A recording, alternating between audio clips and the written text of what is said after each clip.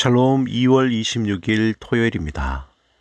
한 주간 하나님과 동행하며 살아오신 여러분의 삶 가운데 하나님의 은혜와 복이 충만하시기를 소망합니다. 이 시간 시편 말씀을 읽고 묵상하며 하나님 앞에서 침묵으로 기도드리겠습니다. 시편 66편 16절에서 20절.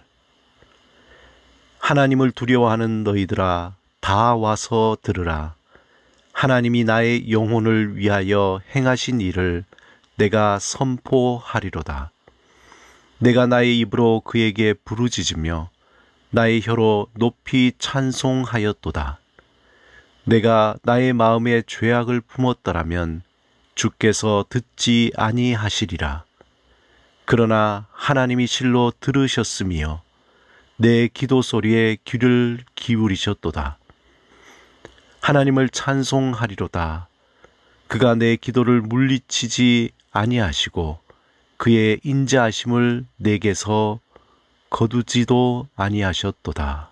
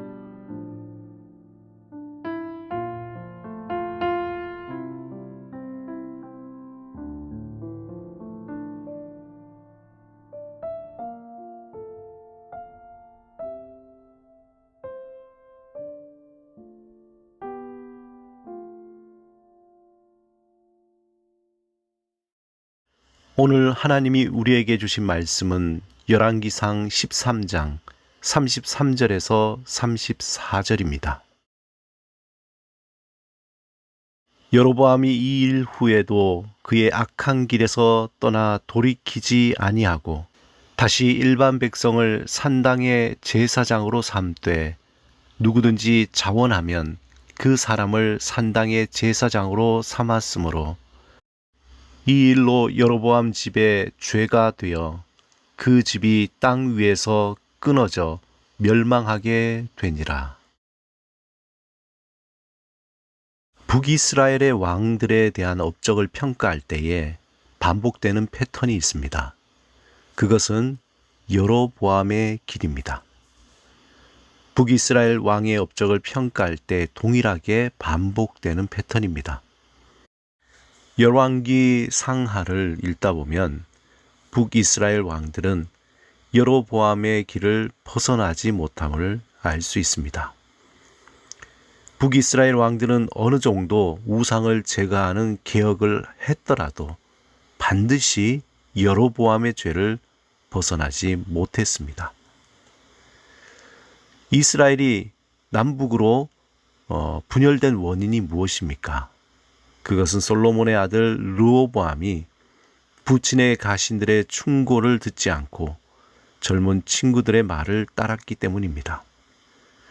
아버지의 멍에는 가벼웠지만 자기는 정갈로 다스리겠다고 하면서 폭압 정치를 하여 민심의 마음을 잃어버리게 된 것입니다. 그러자 여로보암은 백성들이 예루살렘 성전에서 예배드리러 내려가면 민심이 다시 유다로 향할까봐 염려했습니다. 그래서 그는 금송아지 우상 둘을 만들어 애굽에서 인도해 낸 신이라고 하면서 베델과 단에 두었습니다. 곳곳에 높은 산에 산당을 지었습니다. 우상 숭배를 공개적으로 시행하게 된 것입니다. 또 레위 지파가 아닌 일반 백성으로 제사장을 세웠고 8월 15일에는 별도로 절기를 제정하여서 장막절을 대신하게 했습니다.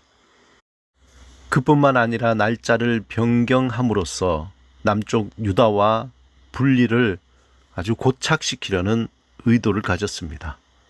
또 현실적으로는 북쪽이 곡식의 결실이 늦음으로 초실절을 수확 시기에 맞추려 한 것입니다.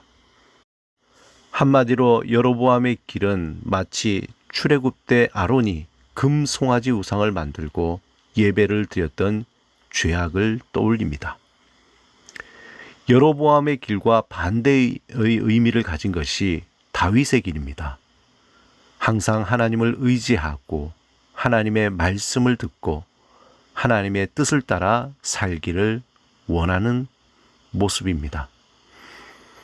사랑하는 여러분, 우리의 삶의 자리에서 우리는 여로보암의 길을 갈 것인지 다윗의 길을 갈 것인지 늘 갈등할 때가 있습니다. 만약 우리가 하나님의 말씀을 듣지 않고 그 말씀을 마음에 새기지 않을 때 자연스럽게 여로보암의 길을 따라가게 될 것입니다. 그러므로 항상 하나님의 말씀을 마음판에 새겨야 합니다. 하나님의 음성을 듣기 위해 하나님 앞에 간절히 구해야 합니다. 하나님의 말씀이 다른 이들에게 전달되도록 복음의 능력을 경험해야 합니다. 여로보암의 길과 다윗의 길 중 여러분은 어떤 길을 선택하시겠습니까? 이때 믿음의 진실한 모습을 발견하게 됩니다. 겉으로는 믿는다고 하면서 속으로는 여로보암의 길을 걸을 수 있기 때문입니다. 성령 안에서 항상 깨어 우리가 선택하고 가야 할 길이 다윗의 길임을 확신하는 믿음의 삶을 살아가시기를 주님의 이름으로 축원합니다. 다 함께 기도드리겠습니다. 주님, 우리에게 믿음의 바른 길을 갈 수 있도록 영적으로 깨어있게 하소서. 날마다 주님의 마음과 뜻을 묵상하며 삶의 자리에서 주를 향해 전심을 다해 걸어가는 믿음을 갖게 하소서. 예수 그리스도 이름으로 기도드립니다. 아멘.